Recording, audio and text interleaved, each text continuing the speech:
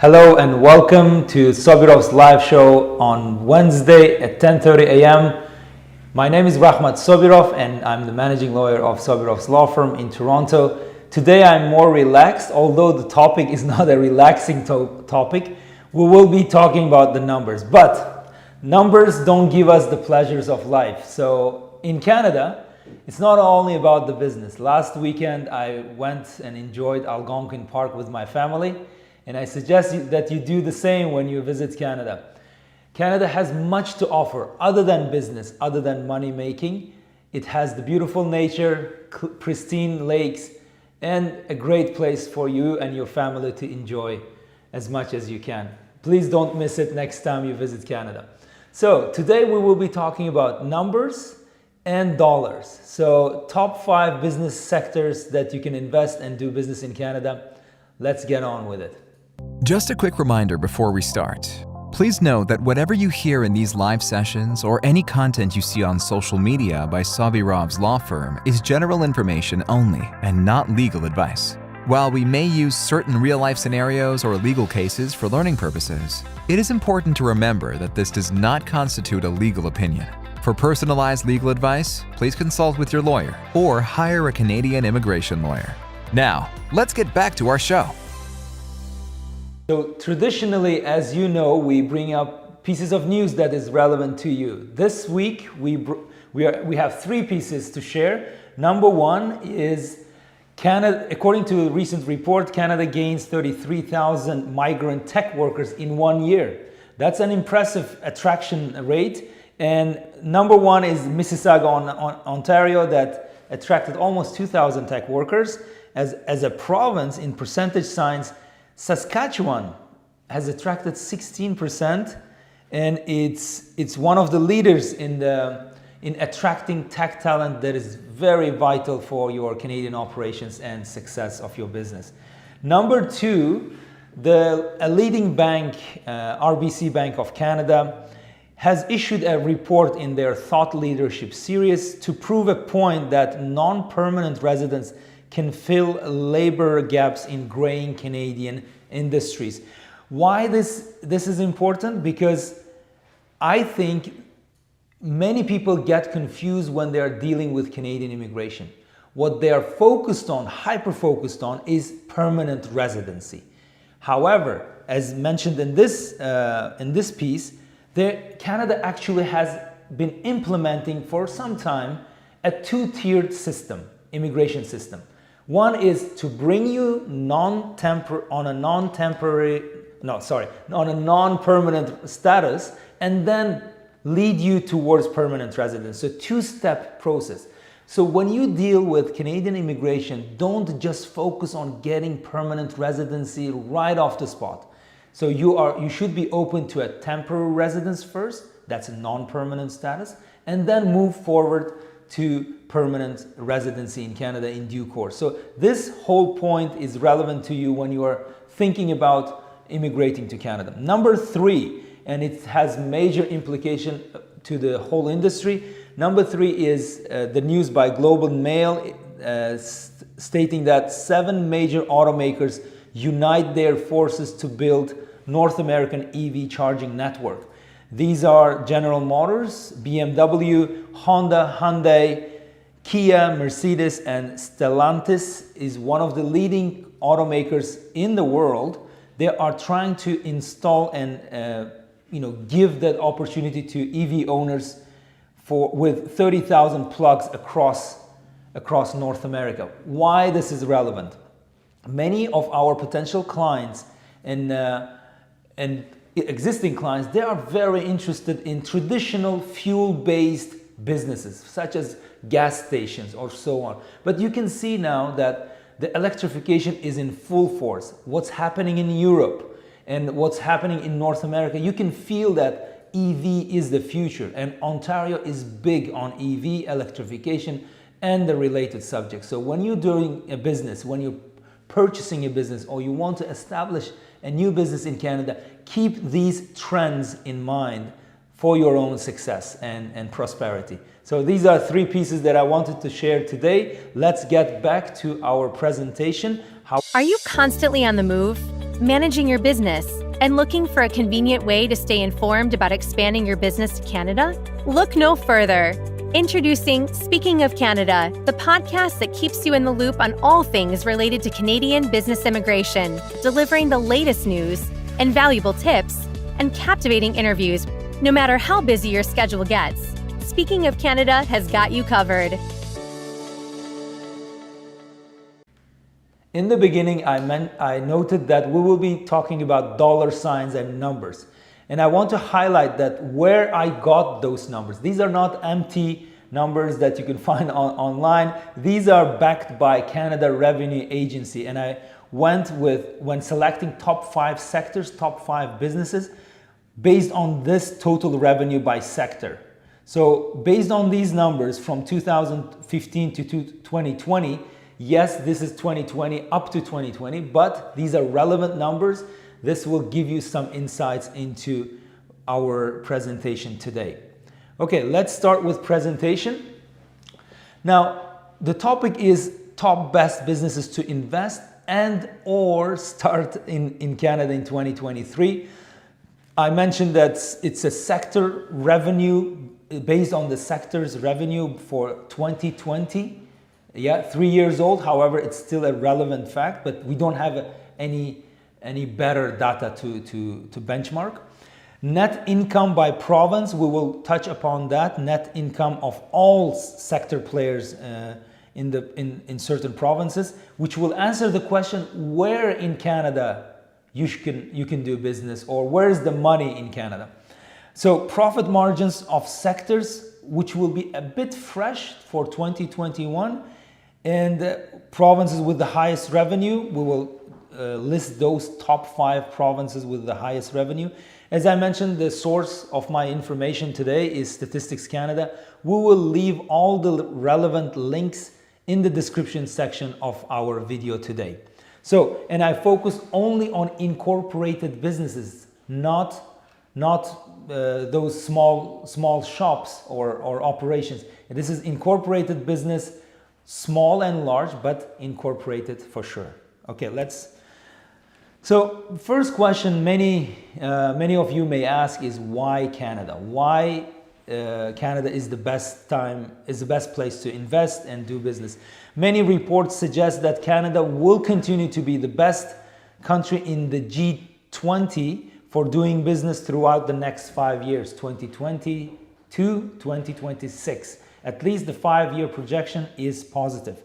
Canada is the easiest place to start business in the G20, according to World Bank. And foreign investors choose Canada as the second largest foreign direct investment location, and in terms of ratio among GDP ratio among G20 countries, according to United Nations. And of course, the lower taxes are better for business. At 26.2% in 2021, Canada's combined tax is one of the lowest in G7 countries, according to OECD. And the last, according to Global Affairs Canada, Canada has 15 active free trade agreements covering 51 countries. So when you are a Canadian business, you can benefit from those free trade agreements. Now, number 5, okay, it's the first in top 5. So we'll start with number 5. Construction business. Many people, they mention real estate. Yes, real estate is hot, but it's connected to construction. I grouped two groups. One is the construction companies doing revenue from 5 million to 20 million reported revenue. And the second group is those who reported between 30,000 to 5 million. According to the CRA numbers, the number of incorporated business in the first category is about 10,000 businesses across Canada. The bottom 25% has been making an average of $9 million, $9.4 million with a profit margin of 2.6%. The lower middle 25% were making a little bit higher than that, 9.5 million, but the profit margins were between 2.6 to 7.3%. And you can see, of course, upper middle is a bit higher, but top 25% in this sector of construction has been making around 9 million and making a profit margin of 13.8%. So why I'm making these numbers, why I'm giving you these numbers, you can see that where you should locate in terms of the sector. Will you be niche market, or will you target niche market, high-end market, or mid-level? This gives you an idea when it comes to construction sector.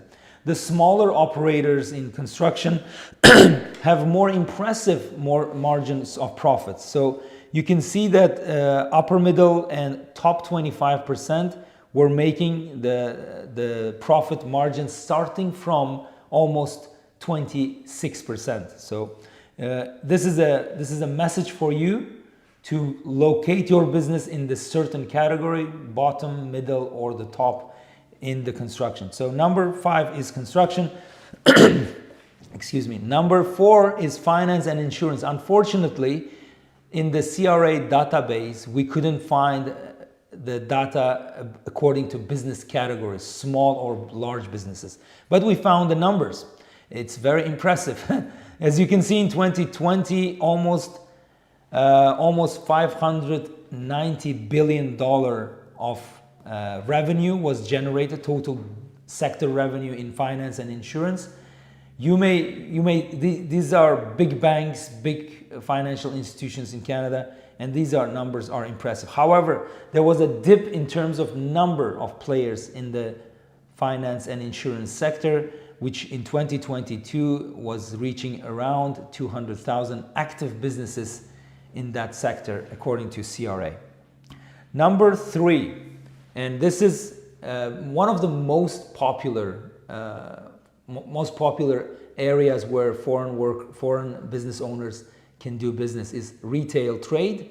They bring ready products and goods into Canada. As you can see here, according to the large or small businesses, number of large businesses incorporated that were generating between 5 million to 20 million a year is about 11,000, 10,679. The profit margins, as you can see, are quite on the modest side, because retail trade has suffered a lot during the pandemic. But according to the data of 2020, top 25% with revenue of 90 million were making profit margin of starting from 7.9%. The smaller players are better in terms of when they focus on niche markets. Top 25% were making, yes, modest income, but the profit margins were substantial. 279,000 in top 25%, and you can see the profit margins starting from 22.8%. So you can see the manufacturing of retail goods is not done in Canada most of the time. So that kind of manufacturing has left Canada. Now, with the buying power, which on the high end, Canadian population, Canadian consumers can and are consuming, to be honest, more and more retail goods. So you may think of doing business in that sector if you have very attractive offer to the Canadian consumer market. So the last two would be, number 2 is manufacturing. Now, manufacturing, I think this is more focused on precision manufacturing or bigger manufacturing operations. And you can see now the annual revenue of those who had 5 to 20 million, the profits are impressive, margin of profits. And again, the same theme goes across the board. When you focus on the top 25% of the market, you you are a big player in this, you make bigger in terms of profit margins. So now the smaller players, the manufacturing, many of our clients ask, what can I manufacture in Canada? What can I do in terms of manufacturing? From what I see now, your operations up to 5 million of revenue will be not in many dangerous zones. However, if you go with the bottom 25, you can see that smaller operations are, according to CRA report, the smaller operations profit margins are in the negative, so minus 1%. This is where you don't want to be, right? It could be your starting point, but your ultimate destination is to upper middle category or top category here, with an impressive profit margins. Now, number one, according to the data that we had, is wholesale trade. This has been the topic in many regions around the world: Middle East, Southeast Asia, North America. So wholesale trade, and there are subcategories. We are going with the largest category of wholesale trade, but then you can go down and do your own research using the links in the description of this video. So I want to focus on two categories again. Here is with annual revenue between 5 to 20 million, and the profit margins in the upper middle category and top category are impressive. So with the average revenue of 96 million annual revenue, the profit margin is starting from 10.8% for the big players. For the small players, it's again impressive. So don't get discouraged in terms of being a smaller player as opposed to large operations. So even smaller players in this category and many other categories, so we are just taking 5 categories today. Even if you are a small player and your revenue is relatively smaller than others, your margin of profit could be impressive. Here, you don't want to be in the bottom or lower middle class of this sector. You want to be in the upper middle and top 25%, and your profit margins will be impressive. So now we covered 5 sectors of the business. Now many people ask again, where should I do the business? Now let the numbers speak in terms of volume. Let me start with an anecdote from Uzbekistan. There was a student and master discussing something, and suddenly a bird came and landed on a tree. The head of the bird was looking towards a village, and the tail of the bird was looking towards the city. And the student asked, "Oh master, what is more beneficial? What has more value, the tail or the head?" So the master, noticing the bird, he said, "The tail has more value in this scenario." And why? Because it was looking towards, the tail was in the direction of the city, where the business activity is abundant, where there are many transactions and many interactions of business owners. So traders are in the cities. So from that anecdote, I focus on 5 locations in Canada, provinces in Canada, by total revenue in 2020. Of course, Ontario is a leader here with $1.1 trillion in revenue in all sectors, not just 5 sectors that we mentioned, and followed by Quebec, British Columbia, Alberta, and impressive Saskatchewan with $84 billion in revenue in all sectors. So when you are considering PNPs, like provincial nominee programs, or entrepreneur streams of doing business in Canada and immigrating, don't underestimate small provinces. They have enough financial transactions and revenue generation opportunities, so consider them seriously too. You don't have to go all the way always with big players. And 5 provinces by net income is a bit different. The 4 leading provinces are Ontario, Quebec, British Columbia, and Alberta, but Nova Scotia, in terms of net income or loss for tax purposes, is Nova Scotia at the bottom 5, $22 billion in revenue, which is also impressive. Again, the money is there. The money is in many provinces. I didn't bring all other numbers for other provinces, but you can see in your own research that the revenue is there. There's a revenue generation. People are doing business. Yes, there was some hiccup and shortcomings during the pandemic, but the economy is super hot and going in full force. Now, at the end, how to start a business. We talked about what, where, and now we're gonna talk about how. There are many business immigration programs such as entrepreneur visas, C11, work permit. This is perfect for those who want to start or buy a business in Canada and they want to be actively involved in managing it. Intra-company transfers for bigger operations, multinationals, and those who want to become multinational. So they are not multinational at the moment, but they want to expand to Canada and become multinational.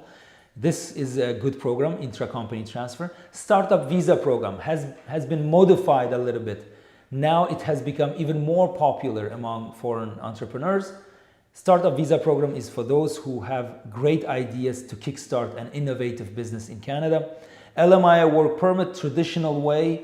LMIA work permits are there. Still, foreign entrepreneurs who can work in Canada while effectively managing their own business. So owner-operators, it's difficult, but it's still a possibility. There is a possibility to do LMIA work permits and other categories across the board. We are very knowledgeable about all business immigration programs.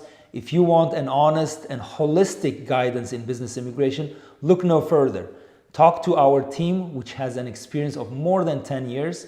And if you don't find any value in talking to us after the meeting, we will give your money back. That's not a problem. So our social media is there. Follow us, like and share. Now I want to get your questions because as tradition goes, first I present and then we do your questions. So any questions related to this topic or business immigration in general, I will be happy to respond right now. To stay updated on all things related to Canadian business immigration, check us out on social media. Follow us on Instagram, TikTok, LinkedIn, Facebook, and Twitter for the latest news and updates. Subscribe to our YouTube channel and click the notification bell to stay informed about the most recent immigration news, interviews with top immigration specialists, and our weekly live shows. Visit our website at www.sabirovs.com for more information or to book a consultation with our team of experts. Last week, Prime Minister Justin Trudeau announced that he has been making changes to his cabinet of ministers. And now we have new Minister of Immigration, Mark Miller, and many people are asking what can change in terms of immigration priorities with the new minister coming into the room. And at the moment we cannot say anything concrete, but we know that he's a merger and an acquisition lawyer. He was a corporate lawyer before. He has a lot of international experience and he understands the global realities.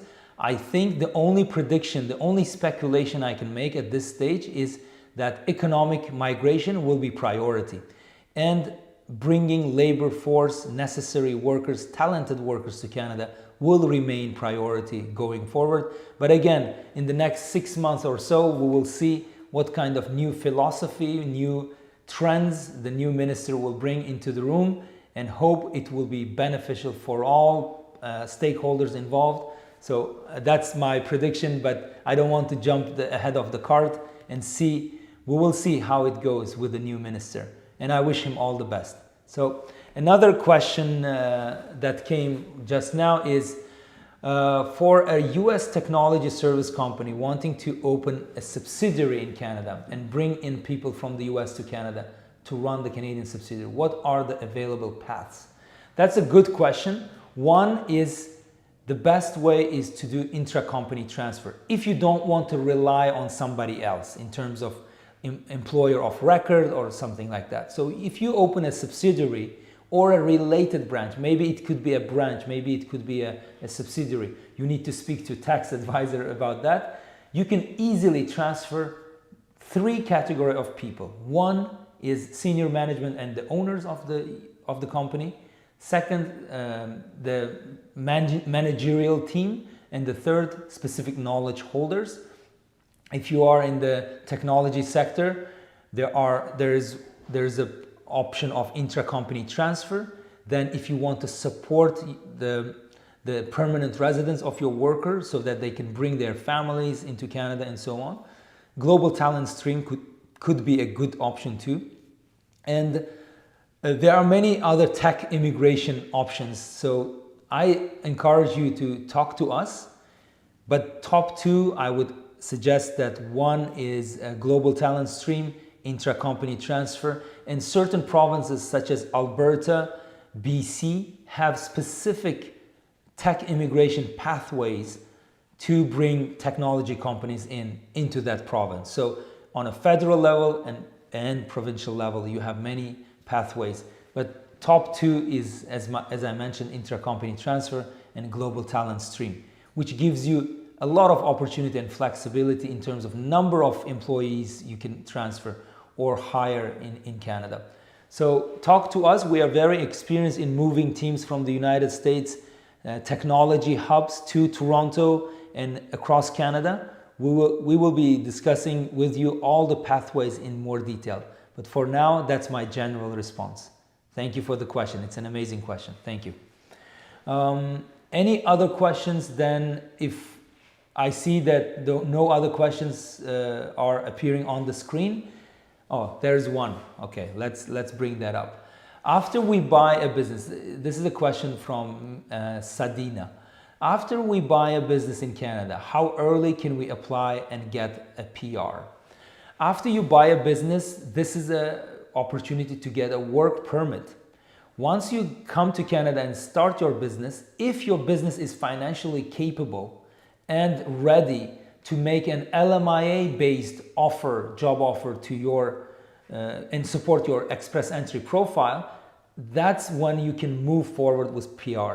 It's usually, in our experience, it's within 1 or 2 years, because your business, it depends on the financial situation of your business. Once you are in Canada on work permit, don't rush, bring your family, let them start to settle down in Canada. Maybe kids go to school, your spouse gets an open work permit. Then when you have enough revenue in your company, obtain an LMIA and get your points boosted in express entry profile and move forward with your permanent residency. We have a detailed step-by-step guide on that topic. Go to our website sobirovs.com and you will see what are the process steps in general terms. What are the steps in this kind of application? And we have some success stories you can relate to. You can do and review those success stories. We will be happy to respond to any questions. You can contact us by email. Again, wecare@sobirovs.com. Okay, we have heard of C11, the Shepherd. Shepherd is clarifying the question. We have heard of C11, C10, and C12. What is the main difference? So C11 is a significant benefit work permit. It is about making a significant contribution to economic contribution to Canadian economy. It doesn't have to relate to another company outside of Canada. C12 is the intra-company transfer. C10 is very similar to C11 but has some major technical differences. Let me get back to you with all these three comparison. We will try to make a chart of comparison and we will put it in our social media channels. Would that work? Because I cannot go through all the differences at the moment, but again, C11 and C12, they are different in terms of having a foreign entity or not having a foreign entity. C12 is better for those who are doing intra-company transfers. So this is a good question and a good food for thought for us. We can create a comparison chart and send it to you. If you are not subscribed to our mailing list, make sure that you do subscribe, and we send a lot of useful content on a regular basis. Okay? So thank you very much again for your question. Thank you. These questions make me work harder too. So I appreciate that. Thank you. So I think it's the end of our session today. I wish you the best the best enjoyment of the weekend, which is ahead of us. Enjoy the nature wherever you are. Go outside, have some fresh air, and let the business roll by, with strong and good and positive energy. See you next time, and hope to see you again on Wednesday at 10:30 a.m. Toronto time. Bye bye now.